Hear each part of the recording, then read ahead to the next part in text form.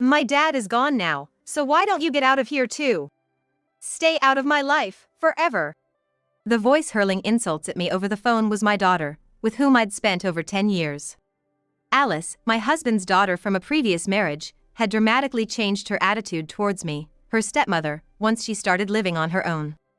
Then, when her father, David, passed away in an accident, her hostility escalated even more. She accused me of being a fake mother and even went so far as to demand that I renounce my inheritance from my late husband. After remarrying David, I had striven to build a good relationship with Alice. But her incredibly hurtful words shattered my resolve. I became exhausted and indifferent, finding myself agreeing to renounce the inheritance. 3 days later, you knew it, didn't you? You knew and kept quiet about it. Do something about it. My daughter frantically called me, her voice strained with panic. Just a few days ago, she had told me to stay out of it, and now, she was desperately screaming for me to fix it over the phone. Feeling a deep sigh escaping my lips, I responded in a chilly voice. My name is Naomi Parker. I live with my husband, David, and our daughter, Alice. Truth be told, Alice isn't my biological daughter. She is David's daughter from his previous marriage. David and I met, or rather, reunited, at a high school reunion. The David I saw after so many years seemed a bit worn out, troubled even, compared to his high school self. Perhaps the alcohol made him more talkative than usual. About a month before the reunion, he quietly told me that he had divorced his wife and was now raising his daughter alone. Listening to his story, I learned about his struggles, the fact that his wife had cheated, leading to the divorce, and that his daughter Alice was only in the 3rd grade and quite mature for her age. He had a hard time figuring out how to interact with her. Naomi, would you be willing to give me some advice about Alice? What? Me? I'm begging you. There are so many things I don't understand as a father, and more than anything, as a woman, you might be easier for Alice to talk to than me. Please, I beg you. I've never raised a child before, I replied. I don't think I can give you any advice. I initially refused, but it was clear that David was genuinely struggling. In the end, I reluctantly agreed to at least listen to his concerns. At first, I simply answered David's questions over the phone. About how a girl thinks, what a girl needs, that sort of thing. But things began to change when David asked me to go shopping with him for Alice's birthday present. I want to give Alice a surprise gift that she'll love. Will you come shopping with me? Having offered my advice a few times already, I didn't think much of it and agreed. But it turned out to be an excuse for a clumsy date invitation from David. After we finished shopping, he said, "Let me thank you by treating you to dinner," and took me to a nice restaurant. It was there, he confessed, "The truth is, Naomi, I have feelings for you." I was truly taken aback. And with David's confession, I realized that I was drawn to his sincerity in facing his family issues head-on. So, I started dating David, and after a few dates, we started to spend time together with Alice. When David first introduced her to me, I could tell that Alice was quite wary of me. That's only natural. She had just been separated from her mother due to the divorce, and she must have been afraid of losing her father to a woman she didn't know. Even after I married David the following year, Alice didn't really talk to me. Sylvia, a classmate of mine and David's, would occasionally call me out of concern. How's it going? Have you gotten a little closer with Alice? You guys haven't been arguing, have you? Not at all. Even if I start a conversation, it ends with just a yes or no. It would be nice if we could even argue enough to sustain a conversation. Well, that's true. I often consulted with Sylvia because she also had a daughter Alice's age. Girls are difficult, aren't they? They seem mature for their age. So, I shouldn't think of her as a kid? That might be right, you probably shouldn't treat her too much like a kid. Sylvia, who gave me advice based on her own experiences, was a real godsend. Moreover, it turned out that Sylvia's daughter and Alice went to the same elementary school. You suddenly became a mother to a 9-year-old, don't rush. That's right, it all comes down to that, doesn't it? I sighed.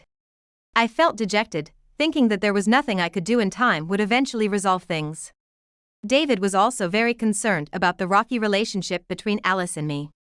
Therefore, we decided to go on a family trip to the seaside, hoping it would serve as a turning point.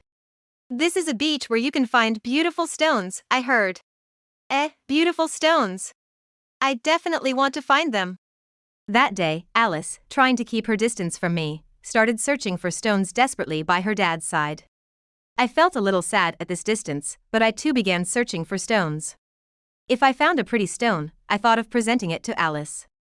Nothing, there's nothing. True, though we find quite a lot of beautiful seashells. Seashells? She must have been so engrossed in looking for stones that she didn't notice anything else. Alice looked up and glanced at my hands. Show me the beautiful seashell. Sure, here. Wow. In my palm was a beautiful pink seashell. That's true.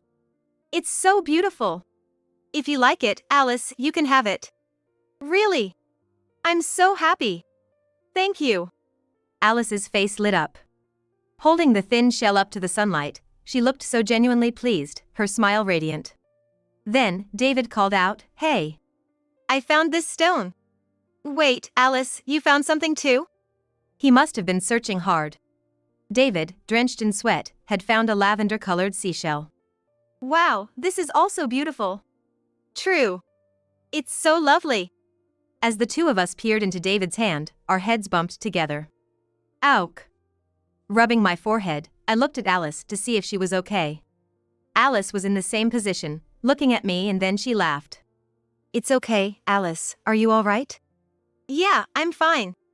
Then, with the pink shell in her right hand and the lavender shell in her left, she looked up at David and me, saying, I'll treasure these. I feel that from that day onwards, the distance between Alice and me gradually shortened.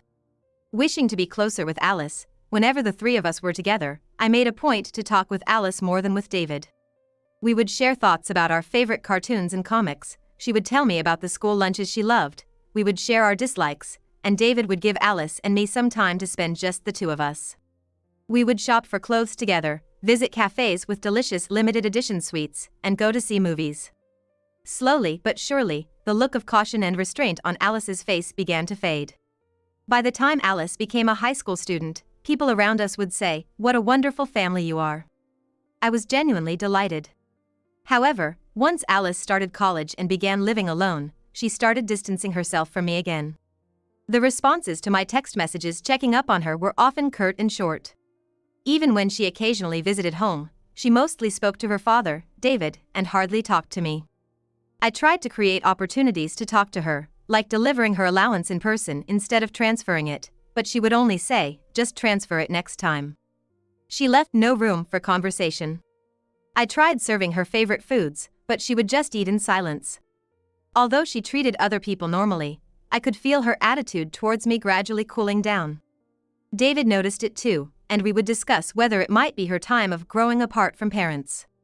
But even though her attitude towards her father did not change, it did not seem convincing as the reason why she was only cold to me. The joy of my daughter's return home gradually began to feel burdensome. Then, an incident occurred during the summer vacation of Alice's junior year in college. David suddenly passed away due to a work accident. Receiving the call from his company, Alice and I rushed to the hospital, but David was already lying on the bed, a white cloth covering his face. The sudden farewell, the sadness of not being able to spend his last moments together. Various emotions welled up, and both Alice and I could not stop our tears. But I had to proceed with my husband's funeral. As we struggled to keep pace with our emotions, I moved forward with the funeral arrangements, and the day arrived. Alice couldn't even stand up to speak, she simply continued crying beside her father's casket. Wanting to comfort her, I softly approached and reached out to touch her shoulder. That's when it happened. Don't touch me! Alice violently brushed off my hand. Then, glaring at me, she vanished into another room. It was shocking. The loss of my husband was shocking enough, but on top of that, the strong rejection from my daughter struck my heart hard. In a state of shock, I somehow managed to fulfill my duties as the grieving spouse, bid farewell to my husband, and just as I finally took a breather. During his life, my husband was greatly indebted to his aunt and uncle, who came to see me, saying, "Naomi, this must have been very tough for you with it happening so suddenly." Moreover, other relatives began to gather around me, and naturally the conversation turned to David's inheritance. Afterward, they each left, telling me, if there's anything we can do to help, don't hesitate to ask. Left behind were just Alice and me. I was truly exhausted and was heading to my bedroom to rest when it happened. Now that Dad's gone, you should leave too. Excuse me? I've always hated your pretend mother act. You're nothing more than a fake. What did you just? Alice's words pierced my heart. Turning pale, I endured as she continued to hurl accusations. Even when I was little, everything you bought for me, it was all just to get on my good side, wasn't it? No, And even now, you're here because of Dad's inheritance, aren't you? I heard it. I heard the aunt and uncle saying that Dad left behind a fortune of $3 million. Alice, that's not. I will never give it to you. Relinquish your rights to the inheritance. Don't ever come near me again. With a twisted smile on her face, Alice glared at me. I realized I couldn't take it anymore. As you wish, I will relinquish my inheritance rights. I'll leave this house and everything related to your father to you. I won't have anything more to do with you. Upon hearing my words, Alice laughed with a triumphant expression. I might have imagined it, but there seemed to be a sense of relief in her expression. The next morning, I gathered my belongings and returned to my parents' house. But 3 days later, Alice, who had said to not involve herself with her, called me. Hey! What's going on? What are you talking about? Dad's inheritance. You tricked me, didn't you? I sighed deeply at her frantic voice. In fact, David's inheritance was indeed $3 million, but it was in debts. On the day of the funeral, the relatives and I discussed that due to David's business failures, there was a debt of $3 million, and we should renounce the inheritance of the debt as soon as possible. Having only heard fragments of the conversation, Alice had apparently assumed that $3 million was coming her way. Moreover, she had incurred a debt of $5,000 through credit card loans. Facing her own debt and the impending pile of her father's debts, Alice was in a frenzy. You knew, didn't you? You knew it was $3 million in debt and you stayed silent. Do something. Yes, I knew. And I also knew about the $5,000 debt that Alice had incurred, which I learned from Sylvia's daughter. I had planned to relinquish David's inheritance, take on Alice's debt, and support each other as we moved forward in life. But, after the altercation at the funeral, I realized that such a life was impossible. So I told her, you were the one who said to stay out of it. You and I are strangers now, and I can't help you anymore. Interrupting Alice, who was screaming something on the other end of the phone, I quietly hung up and blocked her number. It had been almost 3 months since David's funeral. Having renounced the inheritance, I had moved out of the family home and was living alone in a small apartment. I had set up a picture of him, a vase of flowers. I'm sorry, I couldn't protect your precious daughter, I told the picture of David. I had been filled with regret ever since I had fought with Alice over the phone and ended our relationship. Despite knowing that Alice was already in debt, I had pushed her away when she ended up taking on even more debt. Lost in thought and feeling uneasy, the phone rang. It was Sylvia. Naomi, Alice is in serious trouble. The panicked message Sylvia conveyed was as follows. Alice had been so shocked by the $3 million in debt that she had become a recluse, unable to do anything. Obviously, she hadn't been able to renounce the inheritance. I had assumed that Alice had done so after the incident. You have to apply to renounce the inheritance within 3 months, Naomi. What are we going to do? I felt as though I was going to faint upon hearing Sylvia's words. It was almost 3 months since David's funeral. If we didn't hurry, Alice would definitely end up with a debt of $3 million. But I couldn't respond immediately. On the day of the funeral, Alice's words had been stuck in my mind. I really hated being treated like a mother all the time, even though you're a complete stranger. She had said this with a distorted smile. What if I tried to help her again and was rejected in the same way? Remembering Alice's eyes that day, I was too scared to do anything. I can't do it. What if she tells me again that I'm not her mother and to stop pretending? Naomi. Then it happened. Just when I couldn't bring myself to rush to Alice, the pendant that my husband had given me, which was placed near his picture, fell. Out of the blue, I decided to open the pendant. To my surprise, inside it were the lavender and pink seashells we had picked up on that family vacation day, along with a short note. Apparently, David had secretly kept what Alice had discarded. The letter read, "We were able to become a family thanks to these stones and shells that day." I hope we can always stay as a family and get along well, written in David's handwriting. I was overwhelmed with tears. That's right, I wanted to be Alice's real mother. I remembered that I wanted to be a real family with David's letter. Rushing to the apartment where Alice was living alone, I rang the doorbell. Alice, who looked terribly worn out, opened the door. "What are you here for now?" Her eyes were full of hatred for me. She didn't listen to what I had to say and tried to send me away. "You're the one who abandoned me when I asked for help. What are you doing now? Just leave me alone." She said this and began throwing whatever was close at hand. I was on the verge of breaking down under the weight of her rejecting gaze. But, in truth, I don't want to give up on you. I don't want to give up on being your mother. Yes, there were things about your behavior back then that made me think. There are parts that I still can't accept. Feelings that are hard to forgive. However, my feelings of love for Mika as my daughter, and my feelings of cherishing her, were real emotions inside me. I reached out to hug Mika, pouring out all my feelings that I'd held in until now. "So, that's why, I want to live with you from now on, I want that." Hearing this, Alice stopped throwing things, perhaps she couldn't hold back any longer. And she began to sob violently in my arms while she thrashed about. And, while crying, she told me that when she first saw my face, she was scared. That she might lose the memories and time she had with her real mother. That she knew I was kind to her. That it was painful not being able to accept that, even though she knew. Because it was painful, she had to convince herself that my kindness was hypocrisy. She's just doing it to be liked by Dad. The arm of Alice, who until then had been pushing away from me, I felt wrap around my back. We cried out loud as we hugged each other. The next day, we rushed to see the lawyer. The lawyer who had informed Alice about her father's debt. The lawyer told us he had been waiting for Alice's request to disclaim the inheritance. And he immediately started on the necessary procedures. In the end, Alice's disclaimer of inheritance was just in time. It was fortunate that Alice had received an explanation about David's remaining debt from the lawyer 3 days after the funeral. I turned pale when I heard that the application deadline for the disclaimer of inheritance is 3 months, but the start date of that deadline is not the day David passed away, but the day Alice properly learned about the debt. Thanks to the difference of those few days, we were somehow able to prepare the application in time.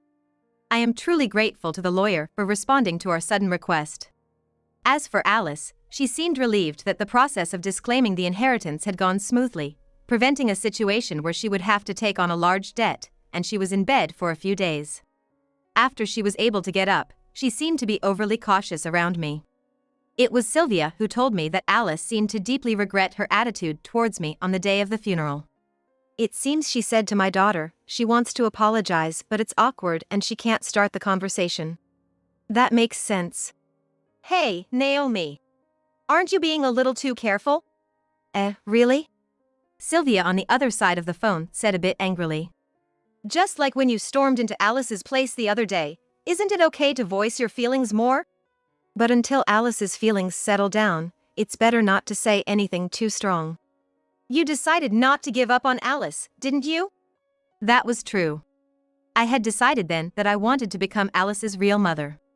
And so, I began to make an effort to convey my true feelings to Alice. In response, Alice stopped trying to hide her feelings. When our opinions clashed, we even started to argue. I was happy. 10 years have passed since my husband passed away.